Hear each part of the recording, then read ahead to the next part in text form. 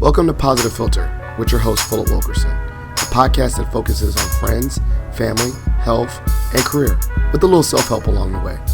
Please join me in this journey for self-improvement, and I hope what I have to share will make you a better person, thus making the world a better place.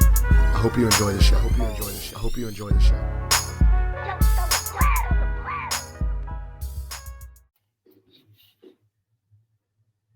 Hello, people of the world. It's Philip Wilkerson back with another episode of Positive Philter.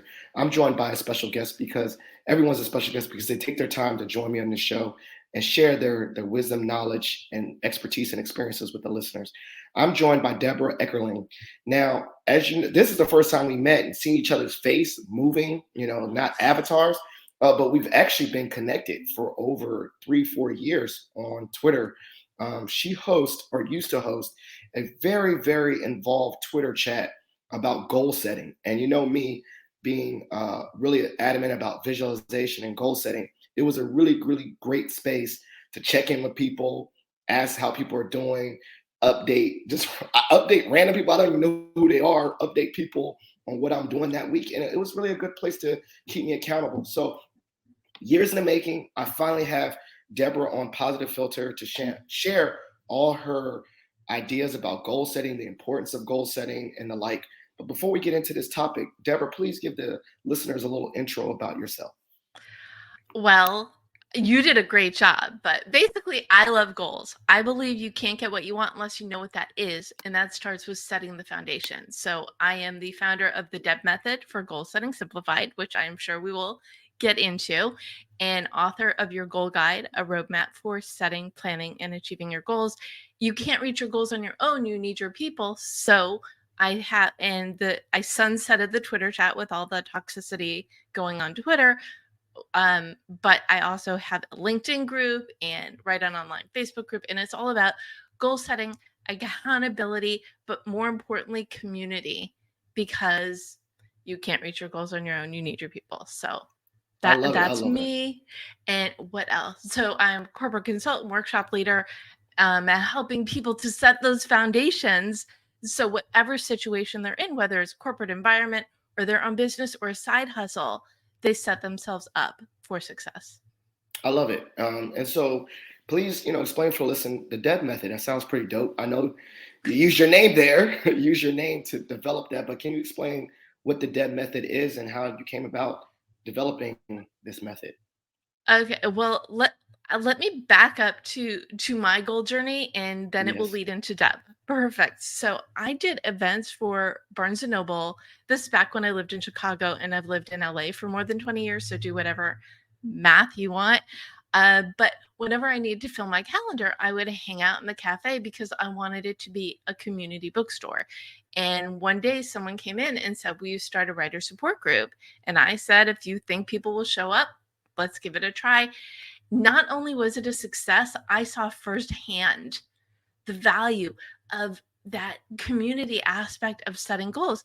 This is what I accomplished. This is what support I need. And this is what I'm working on for next time.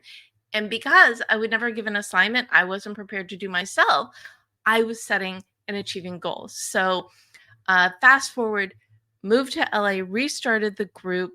And what started as a writer support group evolved into for writers, creatives, and entrepreneurs, because if you're one, you are the other two, right? They're all very, very interconnected.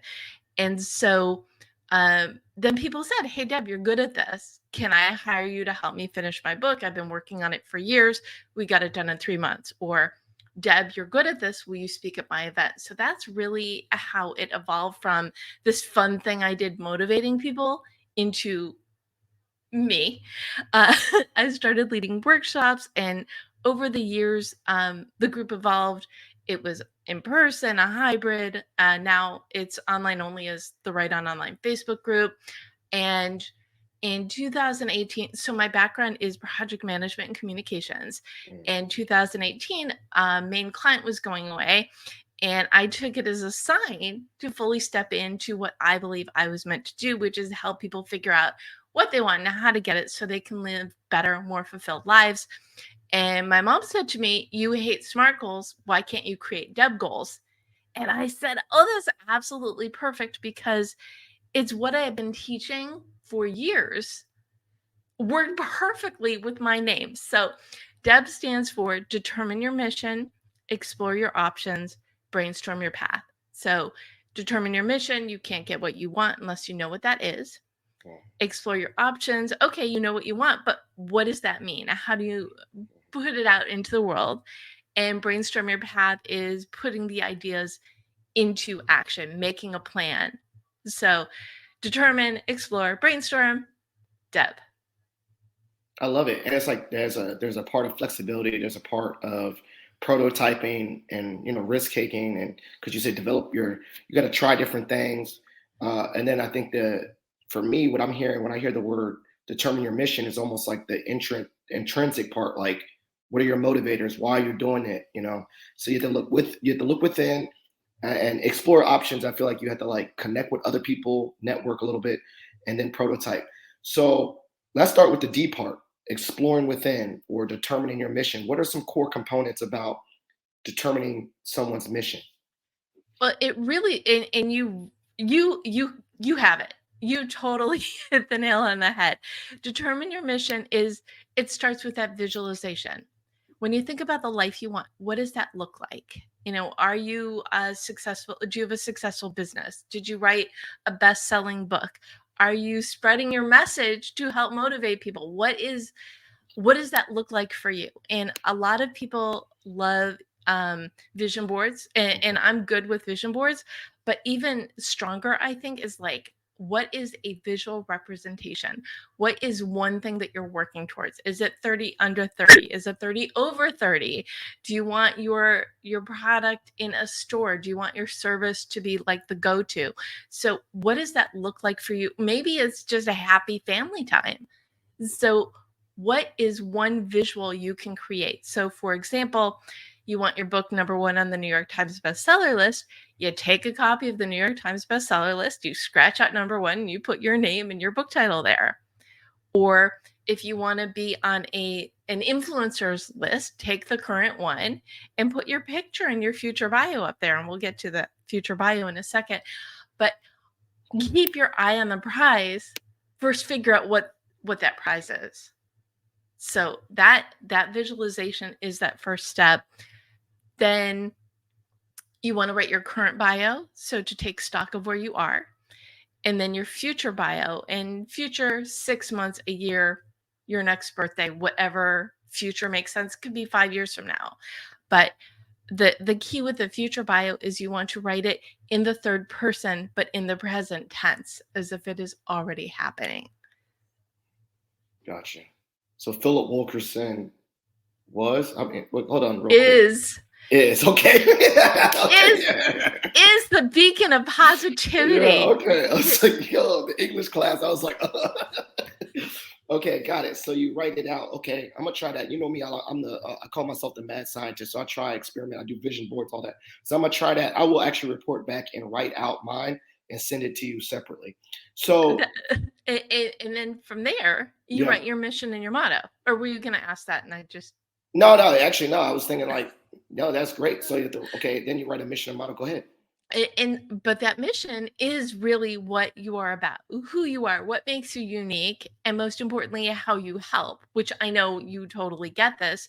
When you've got helping others as your mission, and it could be to inform, it could be to educate, entertain, whatever that word help means, but it's fuel for your mission, because when you do things for others, that's what propels you. And then from that, you want your motto. So the motto is the fun, short, sweet, all-encompassing 3 to 5 word phrase. It could be a theme song. It could be a title. Whatever it is, it's going to help you, again, keep your eye on that prize. So my mission is to use my background, experience, workshops, book to help as many people as possible figure out what they want and how to get it so they can live better, more fulfilled lives, and in turn help others. So very long, very clunky. I think with mission statements, the clunkier the better, right? And my motto is goal setting simplified. So everything that I put out in the world has those easy instructions, because changing your life is challenging enough. So I love that. And for you, Positive Philter, that in and of itself is a motto because you want to spread positivity and elevate people. I like that. So let's, I'm going through the method. You said I hit it on the nail. It's like exploring your options, right? So obviously that's the searching, the research, doing that. Can you talk about some real tangible ways that people can explore their options, such as the ones I just shared with you, but ways that you would tell people to explore their options after they know their Yes. direction? Well, in this next exercise, if you don't know your direction, you can use it for that as well. When I was writing the book, I'm like, it's chapter 6, but do I put it in the first section or the second section? Because this is um, like my favorite solution for solving any problem or working through any ideas. So I call it directed journaling. And what you want to do is schedule 3, 4, 5, 15-minute appointments with yourself, during which time you're just answering a simple question or series of related questions. So, what is my mission? What is my lot in life? What do I love to do? If it's for your mission statement? If it's for exploring your option, okay, my mission is this. Well, how am I going to show it to the world? Should I write a book? Should I start a blog? Should I start a podcast? Oh, or maybe you're going through this career struggle. Well, I love what I do, but maybe I would love it more if I did this. What other career paths can I take my skills and experience and see if it's applicable? Or I want to build a business.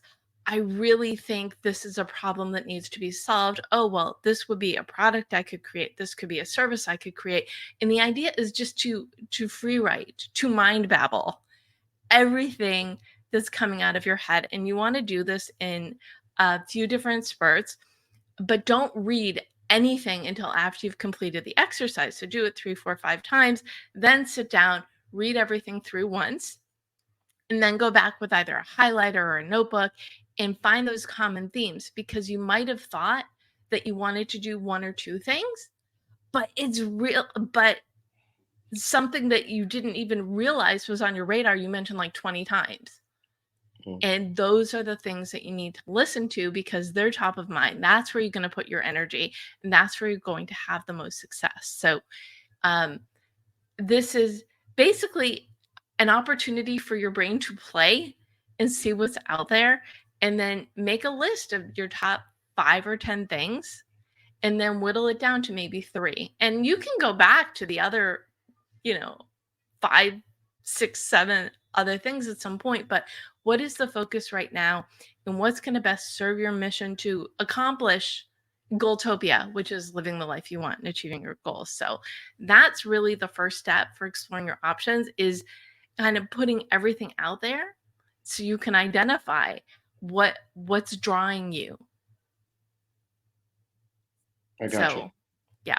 Okay, I got, like, not say devil's advocate, but 2 things. What if you're like not a big writer? Could you just like free record yourself? I don't know. I'm just thinking about Yes. that. Okay, I was about to say that. I was like, I would just babble in my mind and then listen to a recording. I do that all the time with my phone notes, where if I get an idea, I talk into the thing, talk to myself. Is that something too, or does it have to be on writing? Oh, you can absolutely do that. You can record yourself and then print it out. I am a Mm-hmm. big fan of seeing things, Mm-hmm. but Mm-hmm. yeah, absolutely. Record yourself, have it transcribed, look at it, or you can mind map. Maybe you Mm-hmm. think in pictures. Yes. Uh, it's and the thing with journaling too, a lot of people are like, "Oh no, you have to write by hand." Journaling, because there is a connection between your brain and your pen when you're writing things out, which is why note taking is really effective for a lot of Mm-hmm. people. However, if the only way you're going to journal is if you type or if you do it verbally, then that's what you do. There are no rules. The only rules are what works for you, what are you going to do, Mm-hmm. so you actually accomplish it. It's kind of like exercise, don't do anything boring that you never want to do. Do something that you're enthusiastic about, so you want to do it. So, yes, any way you want, but find a way to come up with that list of 3 to 5 things to explore. And that's when you go to your network. Find the Yes. people who are doing the things that you want to do, or you find your connectors, people like you and me who know like everybody, and say, do you happen to know somebody who works in this field? I am a project manager in this area, and I really think I'd be much happier working in this field. Or you love doing marketing and there's no path to where you can move up the ladder where you work. Who do you know who works at a company that would be ideal for you that you can reach out to? Or who do you know who's doing the thing? And have a conversation. And it can be on the phone, it can be in person, it can be Zoom. If we've learned nothing the last 3 years, that's you can connect from anyone, anywhere, anytime. And actually, I know people are back in person, but I am still such a fan of virtual because you can connect with so many more people on such a deeper level. And you save time because you're not driving places. So if you haven't already, make your list of who your connections and connectors are and reach out and do some research, and then you narrow it down to what you're going to do for second and third, or find like 2 goals that are going to help you move forward that either work together or separate. Maybe one's personal, one's professional.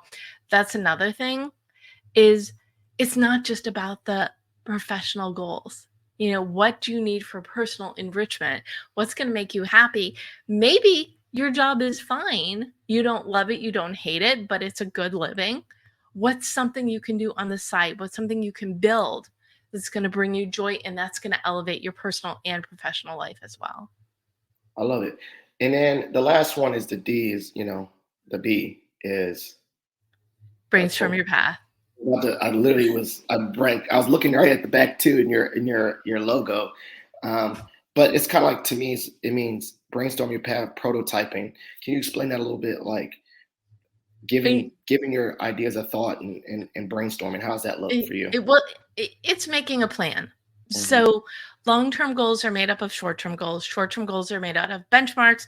Benchmarks are made out of action items. So again, write down or verbal and transcribe everything that you need to do to get where you want to go. And this is where you want to write down all of your goals, the personal, the professional, short-term, long-term. You want some easy goals, you want some reach goals, and then divide and conquer.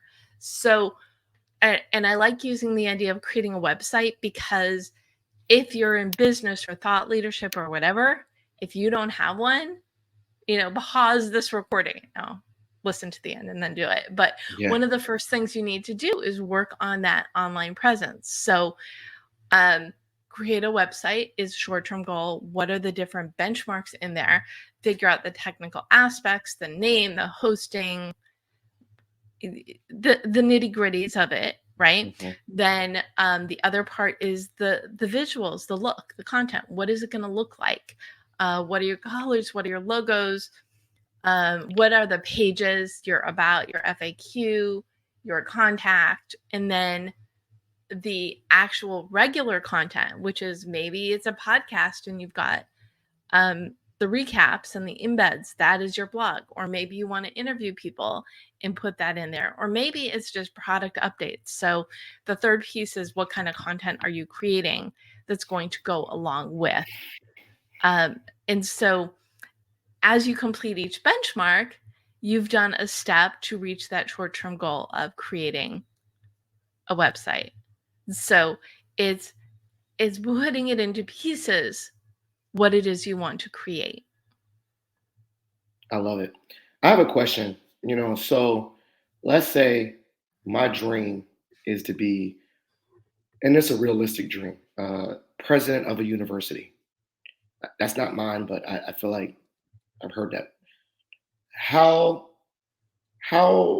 long should I stick with that? I mapped it out. I networked. I talked to all the presidents that I know. And I'm going. Let me go through your scenario, and then we'll. So I want to be president. I visualize it. Lead educator. I know my motto: to educate the next generation, empower others. Leave students better off than when they left. So I got the mission. Then I do my research. What does it take to be a president? Get a doctorate, and maybe work on these things at X, Y, and Z, right? And then I put it in a plan. I want to be a president within the next 5 years. what happens? How do you motivate someone that's like really, really adamant? They have it, they dream it, they visualize it, they put it on paper, they have the benchmarks, 5 year hits, and they're not a president, and they're starting to get jaded or discouraged or say it might never happen. How would you talk if I was that person? How would you talk to this person? Well, the first thing I would say is time.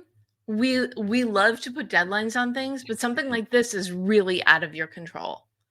Mhm. The only things in your control is doing the steps, and if you've done the steps and you're still not there, first thing to do is go back to that mission. Remember why you want this so much. Then see, okay, with this renewed spirit, is it just a not yet? Or are there brick walls? And is there something, if for some reason it's a brick wall, is there something else that is similar that's going to help you achieve that mission? Because we only have control over so much. We have control over creating our mission, doing the work. Time, we don't really have control over that, and that's probably the most frustrating thing. And a big part of, I think, anybody well, in the world, we have no patience. So the first thing to do is to step back and say, okay, who else can I talk to? Is there someone who has insights who can tell me? Maybe it's a supply and demand thing. You there aren't positions, or Mhm. because people stay in these positions for a very long time. So what else can you do that's still going to fulfill that mission for you? I love it. I was thinking in my mind is like breaking it down and saying, okay, am I still fulfilled in the journey? Did I still get better? Maybe in the 5 years, I didn't become president, but I still obtained a doctorate, or I did all these things that still propelled me forward. It just might not have been what I visualized, right? It might not have been that title, and I could be like some maybe a business owner, or something totally different than what I thought of, and I land in a very different place. But by pushing myself toward goals, I still went forward regardless. Yes. And you described it just as good, if not better, than I just did. It is the journey. And that's why the mission and the motto are so important, because as you're going on this journey, and it takes a while, some things take longer than others, but as opportunities come your way, you can ask yourself, is this in alignment with my mission? If yes, then yes. If no, then is it going to fulfill me in another way? If yes, then yes. If no, then you have to ask yourself, is this worth your time and energy? And sometimes when you're saying no, it's you're saying yes to yourself. You're Mm. saying yes to other opportunities, and you give someone else, when you say no, you give someone else an opportunity to say yes to something that might be in more alignment for them. So that is also the other reason when I start with that visualization. What does a fulfilled, happy life look like for you? Perhaps um, do help people to engage the next generation. That is, the visual. And you thought being president of a university is going to do that in the best way. But in this journey, you realized that doing something else, that having a business, becoming a thought leader, maybe along the way, you just became this motivational speaker, and you're helping even more people than you ever could in, I'm going to say just a university, but impact A even more different people. different community. Yeah. Exactly. Now, I thought about that because and then my brain always goes to like random stories, like a guy that pursued his athletic ability and wanted to be a champion. Like there's all these like great quarterbacks that like never won a Super Bowl, but they tried their hardest. Do we still discount them and call them not great players? No, we still call them Hall of Famers, right? They just didn't get a championship. So I think it's hard. What kind of, at the raw, like let's say at the very malleable person, I can see a lot of people being easier clients to work with goal setting, and some people to be more difficult, people that already bought in, and then others. Can you describe that experience for you as someone that motivates others and works with people setting goals? you know, meeting people where they are. And in those both instances, someone is like, I met them where they are and we're ready to roll. I met someone else and I had to work a little harder to get them on board. The second one usually doesn't happen. People Okay, okay, yeah, okay. and I have met people, and 8 years later, like literally 8 years later, they reached out, Deb, I'm ready to write my book. Or a couple years later. Oh, Mm, so, and that's the other reason why it's so important to have social networks and connect with people, because out of the blue, you might hear from someone who's finally right. ready, Mm, needs you. And I had this client, this was a few years ago, and she was writing a book, but she was writing the book because people told her she needed to write down her stories, and she was not meeting her deadlines. She was not meeting her goals. She was putting off appointments. And I finally said, let's take the summer off and revisit in the fall and see if you have more motivation, because self-motivation is so important. We're still on a break.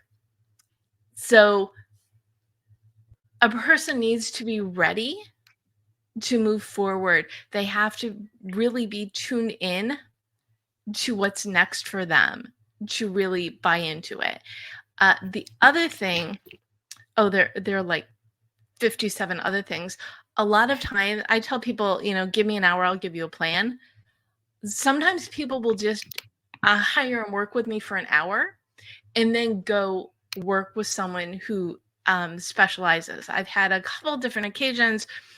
I'm meeting with a publisher. She's interested in my book. I want to really put my best foot forward, and we work through the mission, the motto. What are the different topics, the different ideas that you can present? So she came at her meeting in a position of power. Or I'm meeting with a very specific business coach to build this, but I need a plan. I need my vision. So I find I love being that first step for people to organize their thoughts, set the foundation, because I'm going to repeat myself. You can't get what you want unless you know what that is. And that starts with gifting yourself the time and the energy to see, okay, what is it that I really want? What is going to be a win for me? What is this mission that I'm so passionate about? I went, someone else I met through the Twitter chat, we did one of those 20 minutes, let's get to know each other. And I said, so tell me about your business. And she's talking. And then I said, it sounds to me like the nonprofit space is what really speaks to you. And she said, Deb, people have known me for years who've not picked up on that. But that is what I love and where I need my focus. So gift yourself that time and do it through, work through my book, give me a call, whatever it is, but gift yourself that time to say, okay, I choose me. What do I want my life to look like? And what can I do in little bits of time to work toward it? I love it. Can you talk about the aspect of community and sharing your ideas with someone else? I have one thought is this, is that sometimes you have to hold on to your dreams and keep your, not say keep them close or guarded, but be very selective who you share them with, because like there's some people out there that could be dream killers. You have a dream and you can share it with someone and they're like, that's dumb, and they have no context, they just call your idea dumb and they shoot it down, and then you never tried. But then we have dream helpers that you share your dreams with, and they're like, yeah, you know what, I always saw that for you, and that was just the motivation that you needed to hear someone else confirm it or validate it. So can you talk about, one, balancing accountability and having someone else to talk to, but also being very selective of who you share your goals with and all that, so you don't get caught by dream killers? First of all, dream killers are my pet peeve. And the fact that I'm just sitting here in awe because as you mentioned before, we've never met before, but we are just so on the same wavelength with this. So it's really kind of mind-blowing-ish, but not really, because we're a part of the same communities.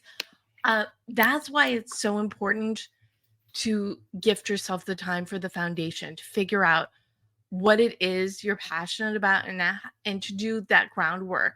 So if for some reason you mention something to someone or you request feedback, you're objective enough to know whether something is good feedback or it's going to steer you off course. So the first thing is, even the people that you trust know enough of what you're working towards, so you can say, oh yeah, I see how that would be a really good direction to go in, or I appreciate that, but I'm really excited to be going on this path. So that's the first thing. The second thing is, absolutely, do not share with the world everything. People may have your best interest at heart, but no one is in your skin except for you. So, and the way that I have it, so in the Right On Facebook group, every day is a different conversation starter. So, what are your plans to network this week? What are your goals for the week? Blog Share Day Wednesday, Toot Your Horn Thursday, Photo Friday. What are your plans for the weekend? So, every day is an opportunity to comment and have other people lift you up and say, oh, that's great, good for you, or congratulations. But the other part of it is, you can be as vague as you want. My goal for the week is to write 3 articles or to do outreach for my book or whatever it is. My goal for the week is to get people signed up for my course, and then people could be, oh, can you tell me more about the course? So they're designed to be conversation starters, and you never know if dots are going to connect. One of my favorites was somebody's win one week because she finally got her recording studio all set up to do audiobooks. And a few months later, someone else said, oh, I need someone to record my audiobook. So I tagged the first person who said, oh, have you guys met? So that's another just way to have that goal setting, accountability, but that community aspect of people lifting you up. For those champions, you know who they are, right? And we all have maybe 1, 2, 3 people. I would say maybe no more than 3 people that we would trust with our future. You can vaguely mention things you're working on to other people as you're building, do market research, whatever, but really be careful and be protective of yourself with the people. And you can be great friends with someone and they just don't get you, and that's fine, but know the difference. Yeah. So one thought I thought about, and I love that, knowing the difference, being discerning, um, and all that. And like you said, we are in the same way, because like I said, I've followed your chats online for quite some time, for years actually, and so it's just almost crazy, surreal to be in the same space. Can you talk about the unexpected outcome of goal setting? And what I mean by that, kind of similar to that story.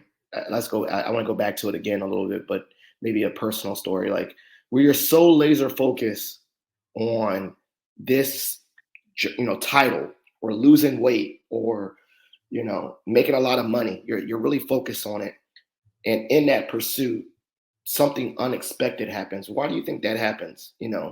That we get these almost like unexpected dividends of your investment, if that makes sense. Like you invest and you get money from somewhere else.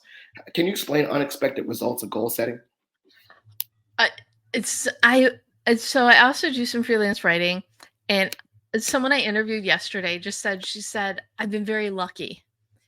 And my response was, yes, but you've also been really focused on building this particular business. She said, I'm so blessed that so many people love what I have to offer.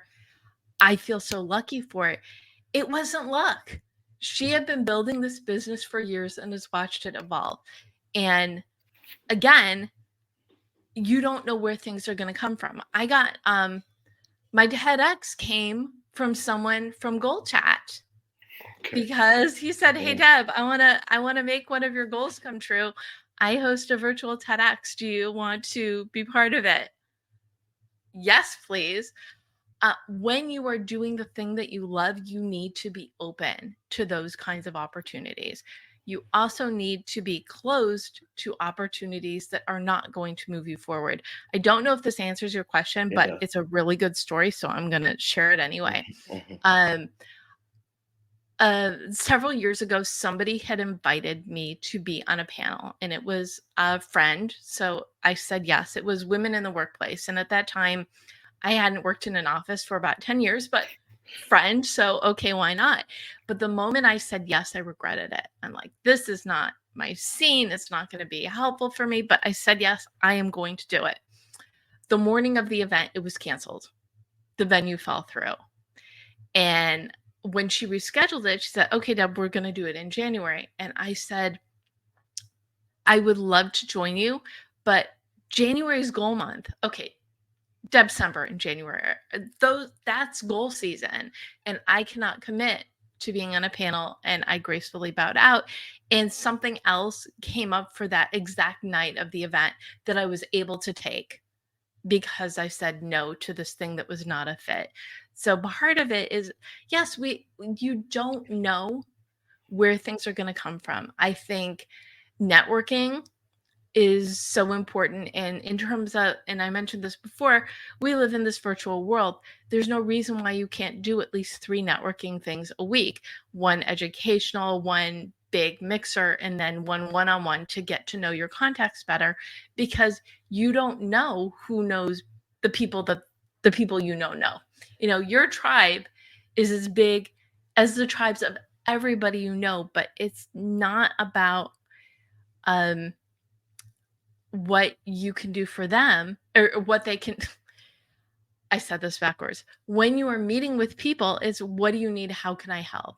And when Mm-hmm. you approach things with how can you help attitude, then they Yeah. want to help you. So the unexpected, we don't know, but keeping an eye on that big picture, that's where you can go on any route that's going to take you toward building your business, building your thought leadership, starting that side hustle, making your career better, and to see all these little things as blessings, as wins along the way.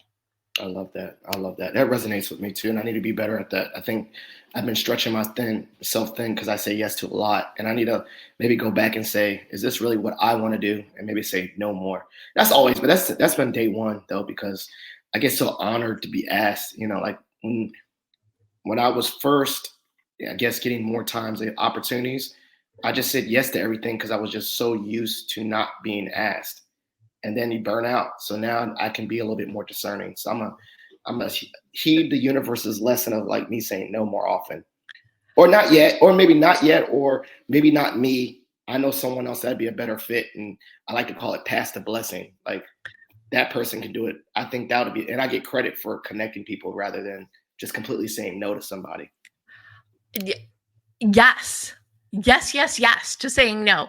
And I did this too in 2020. I was doing 3 or 4 networking things or more Yeah. a week, which was fine because no Yeah. one was doing anything, no one was going anywhere, and I was doing a lot of this, okay, take this moment and take this cosmic pause to rethink your life. So there were a lot of opportunities for me to meet a lot of people, spread the message, tell people it's okay, which is great, but it's not a pace you can keep up. No. No. So, and when I talk about, so these rules, set them for yourself. So I do the 3 a week networking opportunities, but I also have a rule where 1 day a week I don't do any meetings because that's when I get a lot more done. So look at your life, look at your schedule, and see what makes sense and put some rules in place. And you make the rules so you can break the rules, but see what rules you can put in place that are going to propel you forward. What is your no meeting day? Like you mean like a normal work day, no meeting day, or like a weekend Saturday that I'm chilling, no meeting Oh, day? no, a regular during the week, and it changes every week because I like I said, I do workshops, I do consulting, I do writing, Okay. and because I do writing, I interview people, but at least one, and every now and then I do make exceptions, but I I'd like say that. 3 weeks out of 4, I have at least one day, no meetings, which is just a writing and work on projects day. I like that idea. I'm gonna copy that if I can. Oh, I mean, please do. obviously, or maybe like half a day or something, like no half a day work, because like I think that's a really productive thing. Like this is like I can get, yeah, that sounds very productive. I think that's a good tip. And I'm glad that you mentioned weekends. Take at least one weekend day off or half of a weekend day or work minimally on the weekends because you need to re-energize yourself. And especially as entrepreneurs who love what we do, it's really hard to Mhm. not work. But the benefits of relaxation are like ridiculous. Awesome, Another awesome. gift you can give yourself. I want to make sure that I share, because you were talking about the unexpected blessings.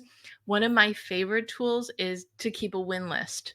So every day just write Yeah. down 1, 2, 3 things that went right, and it could be really minimal. I made soup today. Believe me, at least actually I think I track. One of the things I talk about is cooking for productivity, because as a reformed non-cook, I realize that the benefits of cooking are boundless. And I would say I have a food win just about every day, because it's me time and nourishment all rolled into one. So what is so today doing this podcast was definitely a win. And I also see, you know, oh, mug cake in my future, another win, something good that's going to take me out of work and recalibrate. So you approach the rest of the day even better. So I'm very positive. I'm very you know, I believe glass half full, optimistic, but also I don't want to be to the tipping point of toxicity where I'm like, minimizing the struggles and adversities of others. So can we talk about the importance of resilience and acknowledgement? Like, I'll give you an example I do is that I have a failure log, and people are gonna say, Philip, like you have a goals list. Every time I've actually applied or put myself out there and I didn't get it. So I say, like, similar to your goal, I applied for TEDx, did not get selected as speaker, and I date it and I acknowledge it. I hold on to it, like, like not hold on to it, but I look at it, then I discard it. It's almost like, then it's gone. It's out of my mind, but and but I also want to acknowledge, like, I'm not, like, people show their highlight reel. Like in this journey, I've had a lot of failures. I acknowledge my failures. So, can you talk about the importance of resiliency and acknowledging, like, in your journey of goal setting, that you're going to have some L's, you're going to take some losses, you're going to fail. Can we talk about that a little bit? Not, the hard part about goal setting. I actually like your fail list, but I would call it more like a tracking list. So when you're looking at your week, what am I going to accomplish this week to work towards my goals? You do a list similar to the brainstorm your path one, but in specific tasks for the week, set appointments, do it.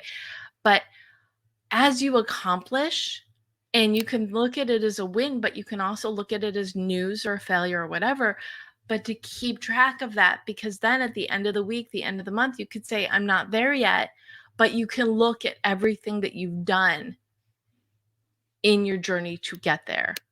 So it's not just wins, which I like, positive. I am positivity as well, right?